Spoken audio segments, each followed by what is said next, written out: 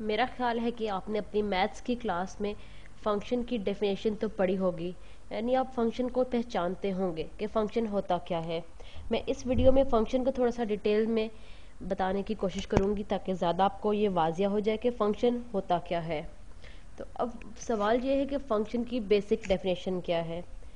Function को हम define करते हैं, फंक्शन एक रिलेशनशिप है जो दो सेट्स के दरमियान रिलेशनशिप होती है, जो किसी भी तरीके से एक सेट के मेंबर्स को दूसरे सेट के मेंबर से रिलेट करता है। यानी f मेरे पास कोई एक फंक्शन है, यानी कि मेरे पास अगर कोई एक सेट x हो, उसके मैं किसी भी तरीके से एक मेंबर को सेट y के किसी नंबर से एसोसिएट करती हूँ तो वो कोई फंक्शन के ज़रिए ही मैं एसोसिएट करूँगी। अगर मेरे पास ये एक सेट x है और ये दूसरा सेट y है, अब फंक्शन जो है वो सिर्फ एक इस तरह की रिलेशनशिप है कि अगर मैं अपने सेट x का कोई भी एक मेंबर लेती हूँ, ये सफ़ेद रंग से मैंने मेंबर बनाया है, ये मेरे सेट x में एक पॉइंट है। यानी कि बात यह है कि अगर आप कोई भी मुझे नंबर x, फंक्शन कहता है कि मुझे आप x का कोई एक नंबर दें तो मैं उससे एसोसिएट कर दूंगा आपको y के एक मेंबर को। यानी कि इस तरह का कोई x फंक्शन मैप कर देता है x के हर मेंबर को y के एक मेंबर से। ये फंक्शन इस्तेमाल होता है मैपिंग के लिए। यानी कि अगर आप मुझे एक और पॉइंट देते हैं x में तो मैं उसको रिलेट कर दूंगा y के एक और मेंबर से। और ये भी हो सकता है कि x का जो दूसरा मेंबर है वो y के उसी सेम मेंबर से रिलेट कर दिया जाए। यानी फंक्शन बेसिकली रिलेशनशिप क्रिएट करता है या रिलेशनशिप बनाता है किसी भी दो सेट्स के दरमियान। अभी मैं आपको फंक्शन लिख के दिखाती हूँ, जिस आप फंक्शन को हमेशा यूँ लिखते हैं f ऑफ x, यानी f एक x का फंक्शन है। f of x is equal to x square. इसको हम इस नोटेशन में कैसे लिखेंगे? ये तो ट्रेडिशनल तरीका कार है जिससे हम फंक्शन को लिखते हैं। अगर मैं f ऑफ x की जगह कोई भी हो सकता है, g ऑफ x भी आप लिख सकते हैं। ये आपके पास यहाँ पे f आपके पास एक मैपिंग है, जो रियल मैपिंग है, जो रियल नंबर्स को एक्स स्क्वायर, ये फंक्शन डेफिनेशन का पार्ट है। इसको मैं जैसे ये मेरे ऊपर मुनहसर है कि मैं फंक्शंस को किस तरह डिफाइन करती हूँ। मैं इसको रियल नंबर्स पे कर सकती हूँ, इंटीजर्स पे कर सकती हूँ, किसी भी चीज़ पे कर सकती हूँ, लेकिन यहाँ पे मैं मैपिंग डिफाइन कर रही हूँ रियल नंबर से। फंक्शन f मैप कर रहा है रियल नंबर्स को रियल नंबर्स पे ही। यानी कि अगर x एक रियल नंबर है तो वो अब एक और रियल नंबर पे ही मैप हो रहा है। और ये बिल्कुल जायज़ और लेजिटिमेट बात है मैथ्स में। यानी कि अगर एक सेट ऑफ रियल नंबर है, वो अपने ही एक पॉइंट को लेके अपने ही एक दूसरे पॉइंट पे मैप कर रहा है, यानी अपना एक पॉइंट उठा रहा है, उससे अपने ही एक मेंबर से जो परफेक्ट स्क्वायर है उससे मैप कर रहा है। यानी फंक्शन यहाँ पे आपको ये कह रहा है कि आप मुझे एक x की वैल्यू दें और मैं इसको स्क्वायर करके आपको वापस कर दूंगा। यानी कि ये अपने x को एक दूसरे नंबर में चेंज कर रहा है, लेकिन जो नंबर है वो सेट ऑफ रियल नंबर से ही बिलोंग करता है। इसका मतलब ये हुआ कि मैं x को एसोसिएट कर रही हूँ या x को मिला रही हूँ एक्स स्क्वायर से। ये फंक्शन को लिखने की एक नई या एक मुख्तलिफ नोटेशन है। यानी फंक्शन को आप इस तरह भी लिख सकते हैं।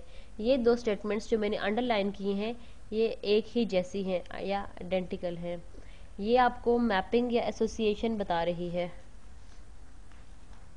इसको देख के मुझे यूँ लगता है कि आप x को किसी भी मशीन में डाल रहे हैं और वो आपको निकाल के वो मशीन में से जब x निकलता है तो मेरे पास x नहीं रहता बल्कि एक्स स्क्वायर बन जाता है। लेकिन ये दूसरी वाली रोटेशन है, ये आपको मैपिंग बताती है कि अगर आप मुझे एक x दे रहे हैं तो मैं आपको उसके बदले में एक्स स्क्वायर निकाल के दे रही हूँ।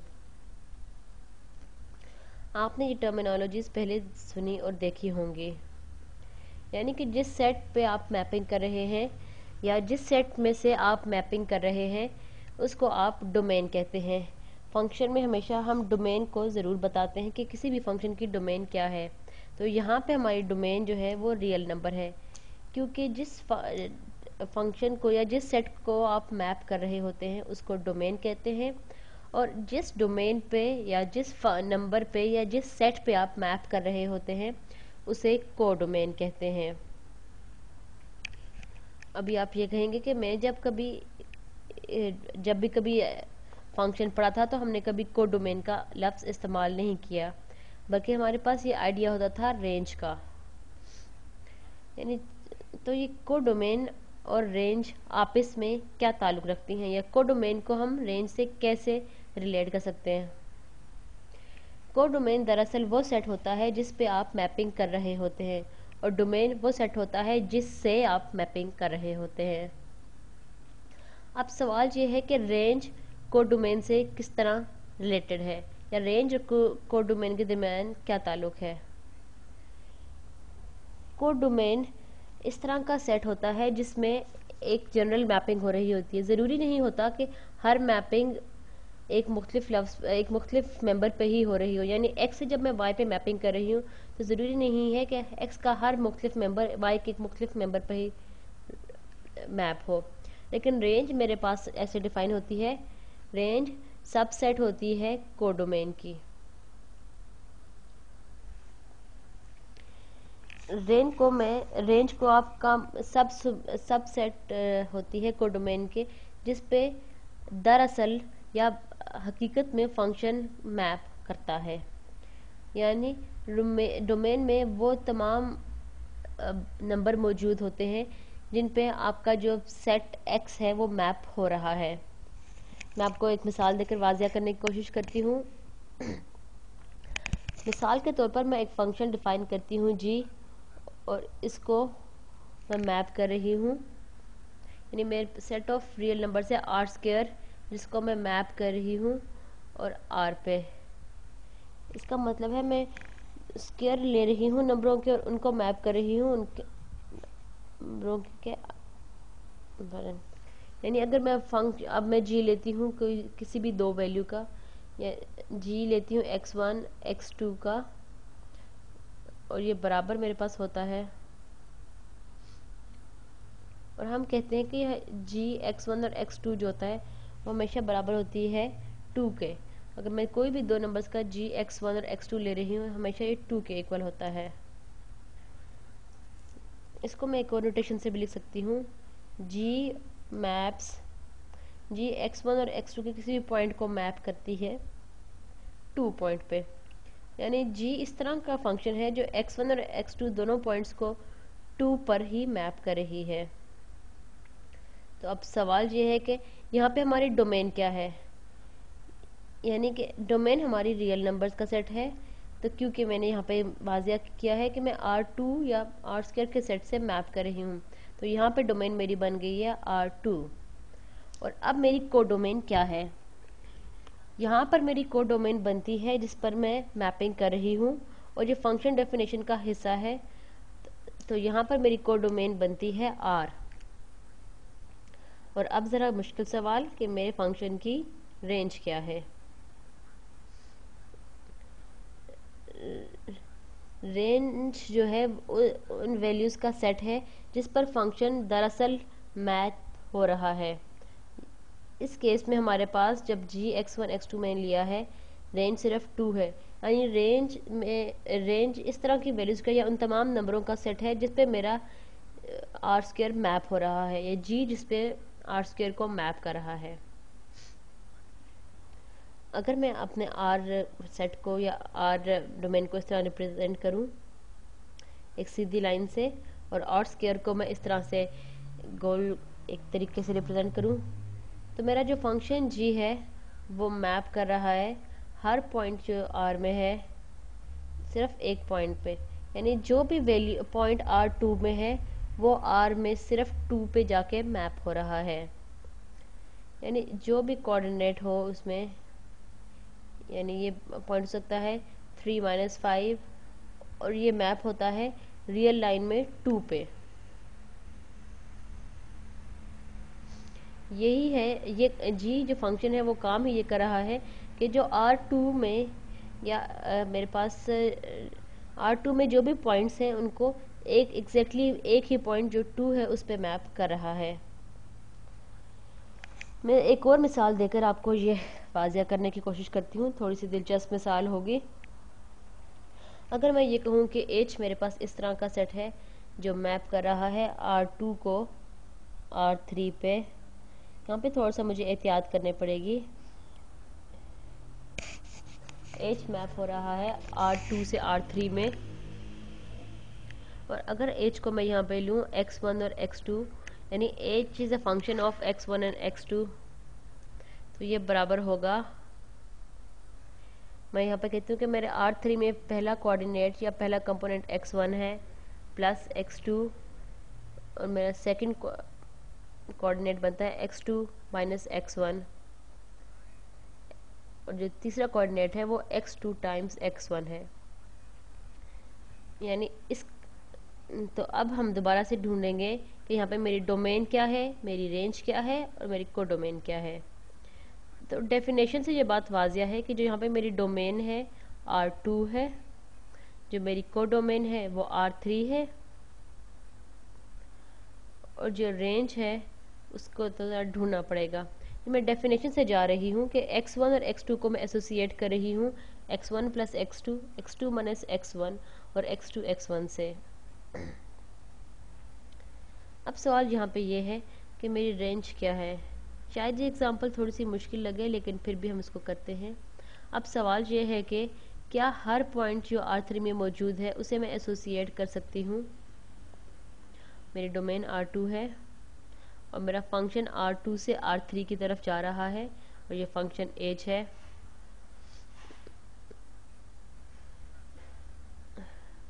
ये मेरी जो रेंज है वो इस तरह नहीं, आप ये देख सकते हैं कि हर कोऑर्डिनेट आप इस तरह से रिप्रेजेंट नहीं कर सकते। यहाँ पे x1 और x2 की को मैं वैल्यूज पुट करके अपनी रेंज चेक कर सकती हूँ। चलिए मैं इसको दूसरी नोटेशन में लिखती हूँ। H इस तरह का फंक्शन है, और मैं मैपिंग ढूंढना चाहती हूँ कि R2 में जो मेरे पास पॉइंट्स हैं 2 और 3, वो किस चीज़ पे मैप हो रहे हैं। ये R3 में जाकर मैप होंगे 2 प्लस 3 5, 2 माइनस 3 माइनस 1, 3 माइनस 2 1, और मैं दोनों को मल्टीप्लाई करती हूँ 6, तो ये मेरे पास रेंज में होगा। तो अब ये बात क्लियर है कि जो मेरे पास अभी मैप आया है पॉइंट 5, 1 और 6, ये रेंज का मेंबर है। यानी कि एग्जांपल पॉइंट 2, 3 जो R2 में है वो वो 3 डायमेंशनल पॉइंट पे मैप होगा। यहाँ पे मैंने इसको 2 डायमेंशन में बनाया है, लेकिन आपको आइडिया तो हो रहा होगा कि ये जो पॉइंट 5, 1 और 6 है ये एक मेंबर है रेंज का। अगर मेरे पास कोई पॉइंट है R3 में, लेट्स से मैं इसको डिफरेंट कलर से लिख लूँ, ये पॉइंट मेरे पास है 5, 1 और 0, 5, 1, 0।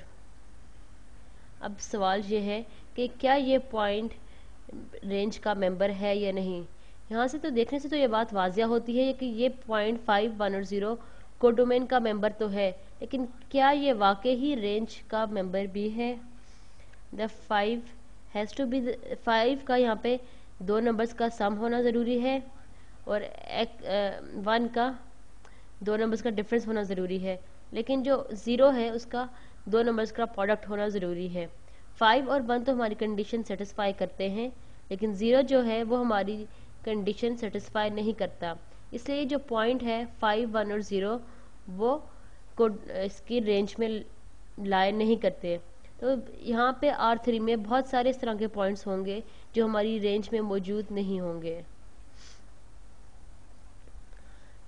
अभी मैं आपको कुछ और वाज़िया कर दूं।